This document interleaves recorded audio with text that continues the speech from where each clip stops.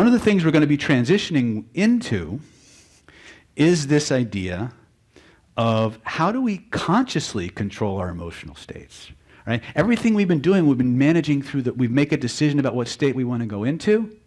We hit that posture, we wait for it to engage, and then we take the next step, okay?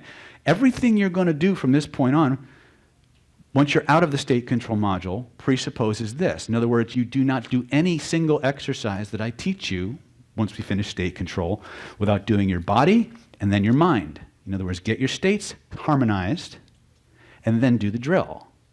Because if you don't wire it in at the beginning, it's going to be 10 times harder wiring it in on the back end. But if you get used to doing it right off the bat, it's only one more thing. And you get really, really good at the stuff you learn early on, right? So, what we're going to talk about now is volitional state control. How do we consciously take charge of our states? So, in Identity by Design, we have this concept we call the holographic nervous system. Attached to that is a concept we call the proprioceptive grid. Right? I'll pull up a picture probably tomorrow. We're coming into the home stretch, so I can mostly do question and answer and maybe a little bit more lecture. We don't really have time to do drill and get where we want to go. So we'll pick up first thing tomorrow and go deep into this. But you all became aware. How many of you, when you went into Hakalau, became aware of the room? You could literally feel the room, right? Like Trevin even said, I felt compressed when I did that. Why? Because your body interprets the contours of the room as pressure. How many of you have ever driven a car? Right? How many of you have ever had the experience you're driving a car, you look in your mirror, you look in your mirror, you look in your mirror, you don't see anything, but you know someone's there. You can feel the pressure, like there's something there, an object's there. And you look, and all of a sudden, boom, there they are, right?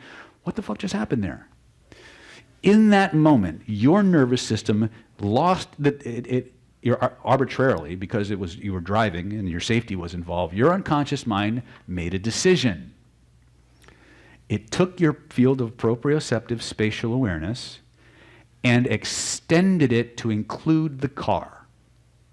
Ladies, you've all had the experience of being in a club somewhere, and somebody with less than savory intentions fixes their gaze upon you. Right? How does it feel at first? You feel a pressure, and then an icky feeling. Right? What's going on?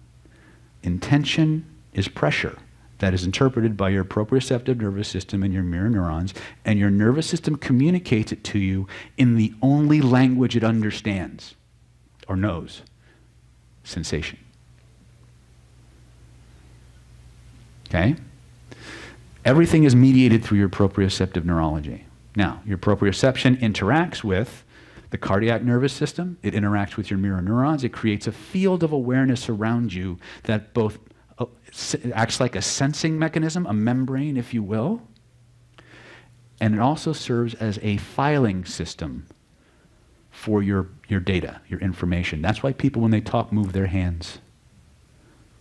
And when they talk about the same thing, their hands tend to move to the same places over and over and over again, because they're accessing the information interoceptively and exteroceptively.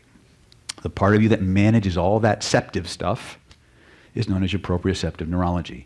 If such a thing as a sixth sense did exist, it would be your proprioceptive nervous system. But it wouldn't be your sixth sense. It would be your sixth, seventh, eighth, ninth, 10th, and 11th senses, because there's at least 6 different channels of data that your proprioceptive neurology monitors, one of which is electromagnetic fields. He's making me walk. Get your steps in, bitch.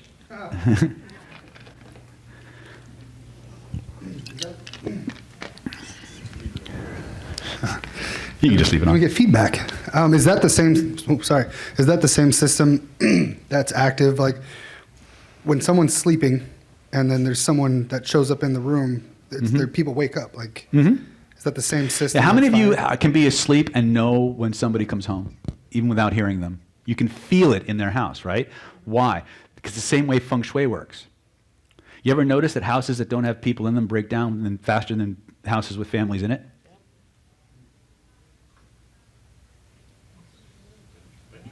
Yes? Houses that have nobody in it actually deteriorate faster than houses with people in it, even if they do nothing to fix or maintain the house. Why? Because there's an energy that human beings give off that has a negative entropic effect. In other words, you are consciousness. Consciousness is a force of moving from disorganization, from chaos to organization. When a family inhabits a house, their proprioceptive neurology expands to include the house. And now you have why Feng Shui works. Just saying, right? That's why, when you look at a lot of these different Feng Shui systems, a lot of the times the people who really understand this will tell you, pick objects that go in certain parts of the house that have a personal significance to you. They mean something to you. Resonance. Okay? But I digress. If you want to learn more about that shit, come to Costa Rica, right? This is all about influence, which is, everything's about influence, really, if you think about it. But this grid, this field, if you were a Chinese medical practitioner, you might hear it referred to as Wei Qi. Wei Qi means your defensive Qi.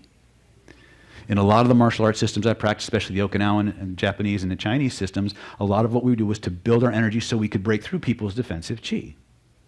That's the exhausting way to do it. I'll just blend with it and take it. But we'll talk about that later. But the point is that there's a field around us that is both a protective mechanism and a sensing mechanism and an information storage and retrieval processing mechanism. Now, you've all heard of the magic frame, obviously. Yes? Okay. So you all know that if there's a feeling that I have that I want to change, if I point to where I feel it, what do I do next? I reach out and touch it. Where am I reaching? I'm reaching into the field.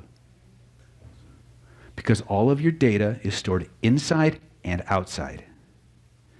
And because it's vibrational in nature, I can have an infinite amount of data in the same location.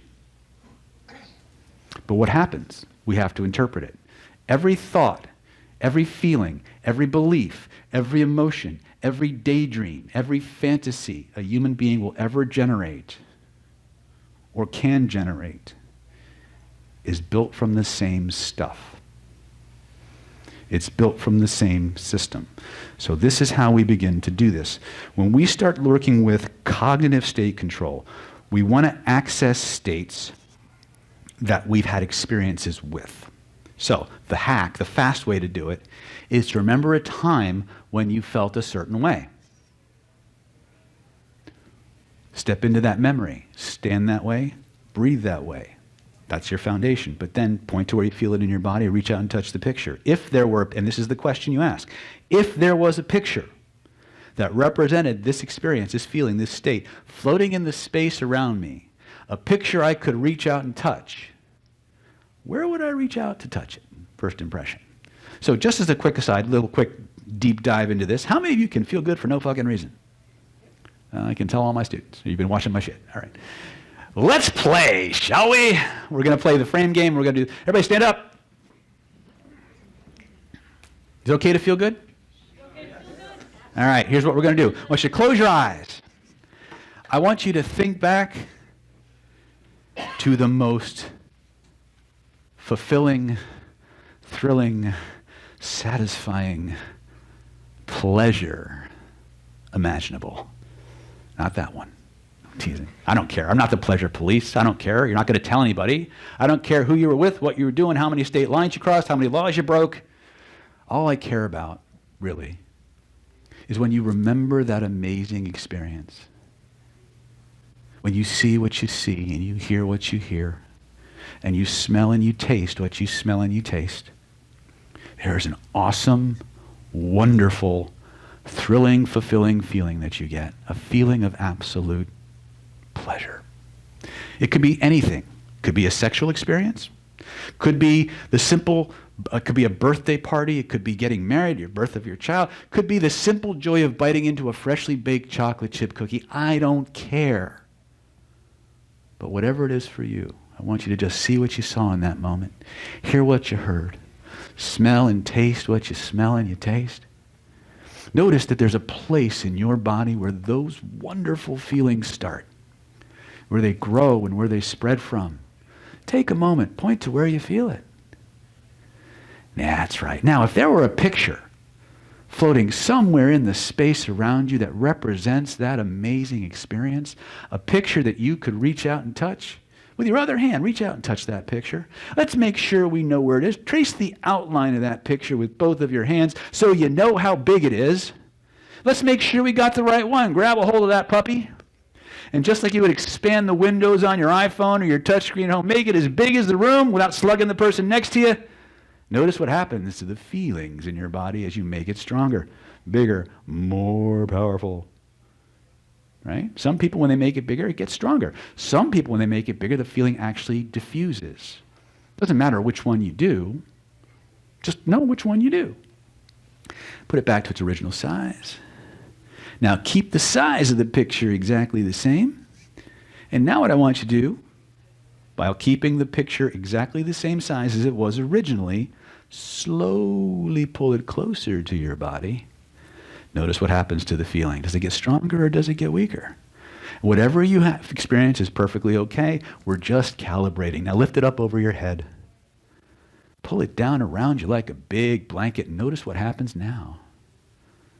Does it get stronger? Does it get weaker? Does your perspective and experience of it change? And if so, how?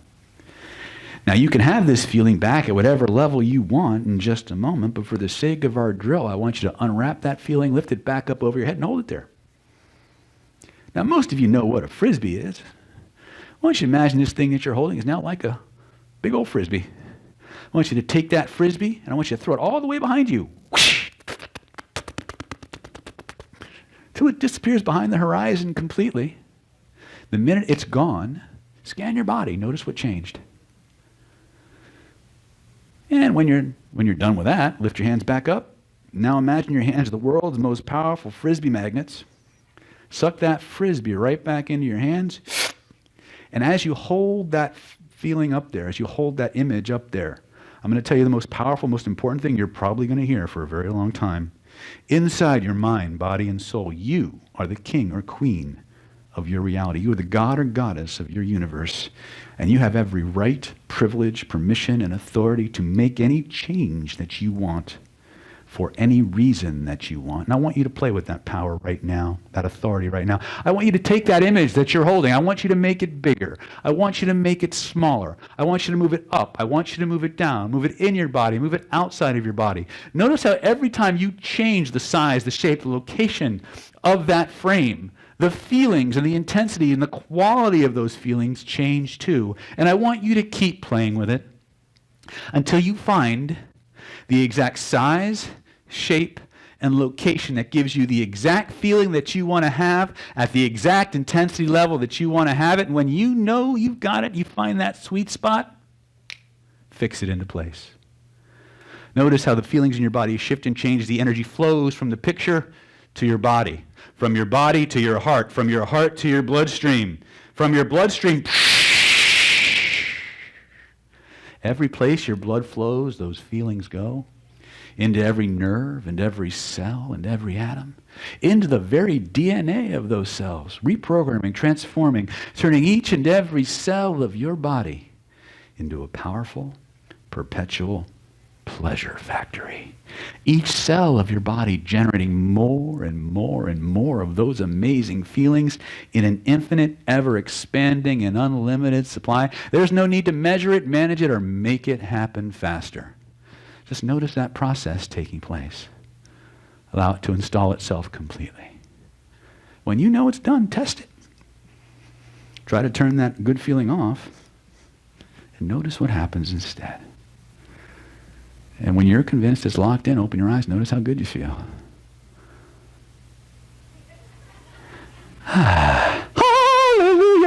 Hallelujah! Hallelujah! What'd you notice? What'd you learn? So you're like, Good. What'd you learn, Deb? The blood flow. The blood flow? Yeah, that was huge. Like the blood flow before you even said it. Mm-hmm. Cool. Now, have a seat. Give yourself a big round of applause. So we're going to, well, if you guys want to get a head start on this, you can, because I know you guys are going to hang out tonight. But we'll do this more officially tomorrow. Normally what I have you do when we practice this, this is a drill we call polarity drills. The first round is usually done solo. You can think of them as emotional calisthenics.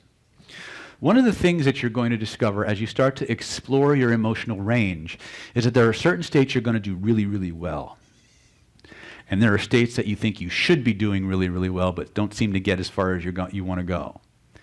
They'll usually be the positive states, by the way. What you'll also notice is that, again, I'm just front-loading you with this. I know that you discover a lot of these things on your own, but for the sake of time and expedience, I'm just going to give it to you. One of the things you'll also notice is that when you try to access negative states, you'll tend to go into them faster, but you'll also hold yourself back because you're going into them so deep. You're afraid you won't come back out.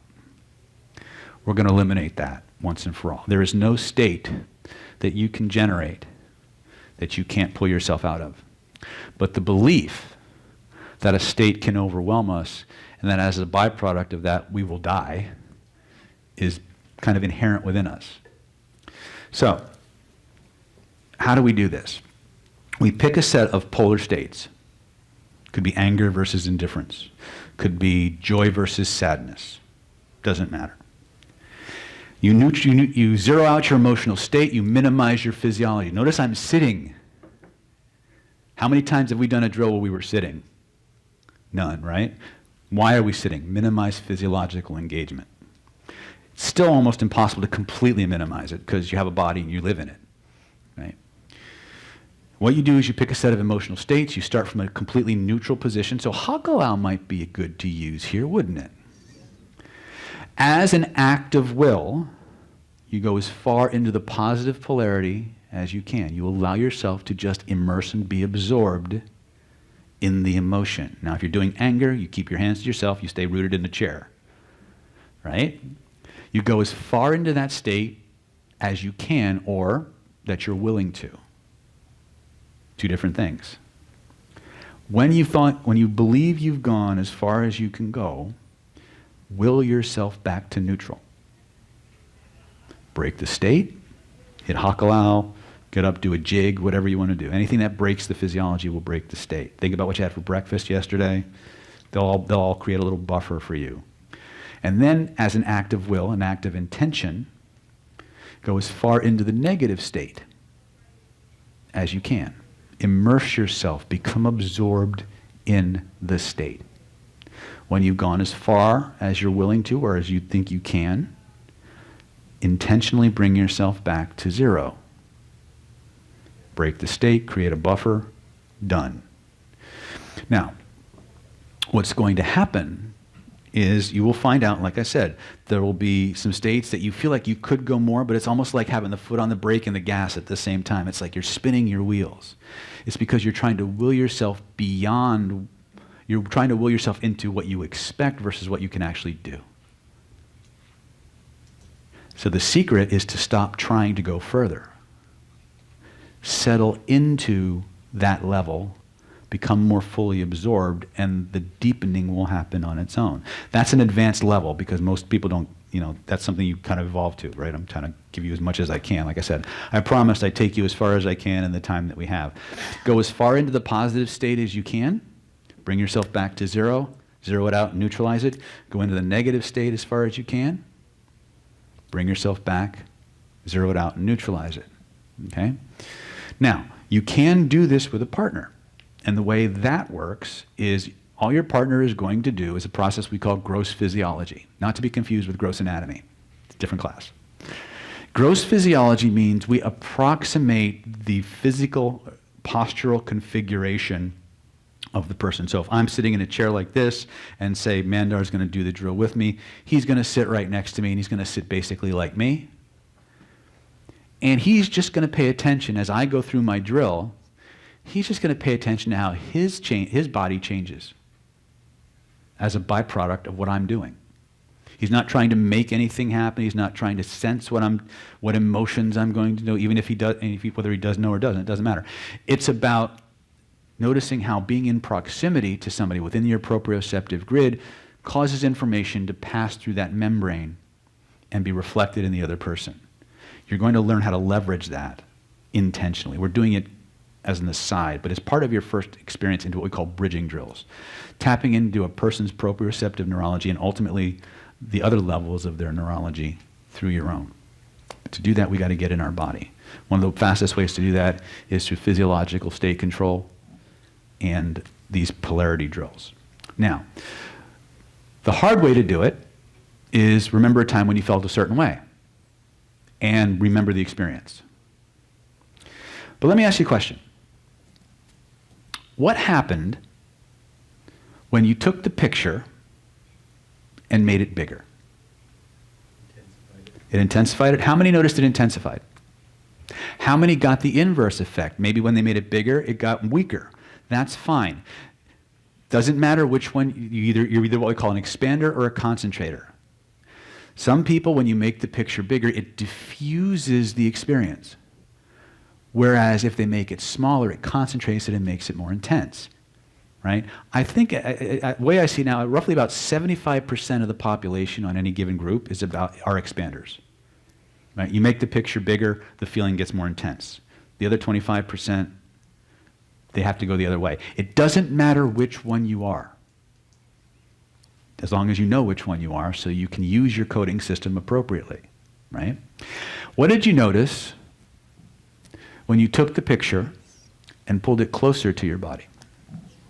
It got stronger. The vast majority of people, whether you're a concentrator or an expander, will feel an intensification when you move the external image closer to the body. And the reason for that is you're moving from a dissociated or disidentified perspective to an embodied perspective. Just like when you took that picture and you wrapped it around you, what happened to your perspective on the experience? You were in it now, right? That's how all of your experiences work. What happened when you put the image behind you? Disappeared? How many noticed that it either went away completely or diminished significantly? Yeah. Why? Because you've no longer embodied it, and the boundary of the body is the first Rubicon. The second is the spinal cord, or your Tai Chi pole. Anything that passes through the prism of the human body goes from future to present to past. So anything that passes beyond the spine, your nervous system automatically calibrates and codifies as overdone and complete. Remember I said, I was making that joke, I had this thing and I just can't get past it. Right? I just need to put this behind me. If I could just figure out what it was, I could get around it. Well, think about something for a minute. How many times have you heard people say, I need to get over something? Well, let me ask you a question. If I get over something, where does it end up? Oh, if I put something behind me, where does it end up? Oh, if I get past something, where does it end up? Remember, law of analogy tells us that the same principles are repeating at different levels of human experience. What your brain does literally, it does subjectively. It does metaphorically. The same parts of your brain that monitor and control and regulate physical pain also monitor and regulate emotional pain. Don't believe me? Go to PubMed. Type in acetaminophen and social rejection. A group of scientists wanted to measure the power of the rejection on people. And so they rigged this computer game that would systematically exclude a player, make them feel like they were being intentionally left out. And they monitored the levels of subjective pain and compared it to physical pain. They found out the same parts of the brain that create physical pain are also creating the emotional pain. To the point of, if you're feeling rejected, take an aspirin. Or Tylenol. because that's what they used for the test cell was acetaminophen. They found that the pain of rejection could be removed or diminished by taking Tylenol. How does that work with other types of pain? I haven't found any difference. Because, and this is again from my Russian martial arts, as far as the systemic systems are concerned, there's no first of all, the Russians always looked at fear as an energy that accumulates in the body. And so many of their practices, many of their breathing techniques were designed to teach you how to systematically find and remove the fear locked in your body. But they also went a step further. They said tension, stress are also energies locked in the body. They're the same energy. They can be removed the same way. Is that like, yeah. It makes sense. You're going to get your steps in. We'll do some of that tomorrow, by the way. I'm going to put you in pain. I'll bring my Tylenol. All right. You won't need it. I hope not. So like with my knees, for instance, the pain comes and goes. Today it's pretty intense because I've been moving around a lot. So how does that equate to what you just said? I'm feeling great, except for pain in my knees. Yeah, you remember the video, Instant Emergency Pain Relief? No. Okay. Oh, yeah, spinning. Not just spinning. There was something else I taught first, remember? I don't remember. Go watch the video. Get ready for tomorrow. Okay. There's a process that the systemic practitioners call burst breathing. Remember, if you want to do effective breath work, you must link your consciousness with your breath, move your consciousness to that area, and breathe from that area if you want to affect the area. So you'll see in that video, I recommend you go watch it tonight. It's actually a good primer for tomorrow. You'll see me twist people's arms or fingers, put them in joint locks, stuff like that. And then I have them move their mind to the area, put their consciousness in it, and breathe the energy out and spit it out. And you'll literally see the range of motion being restored. The pain goes away. Why? Because you're removing it.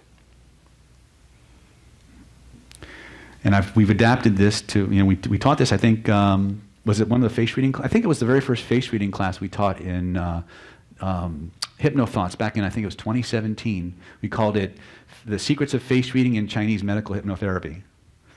And one of the things we taught you how to do was find the sadness, find the anger, find the rage or the grief.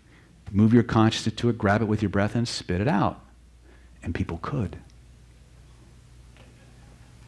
Because it's just all the same stuff. It works really well. It does.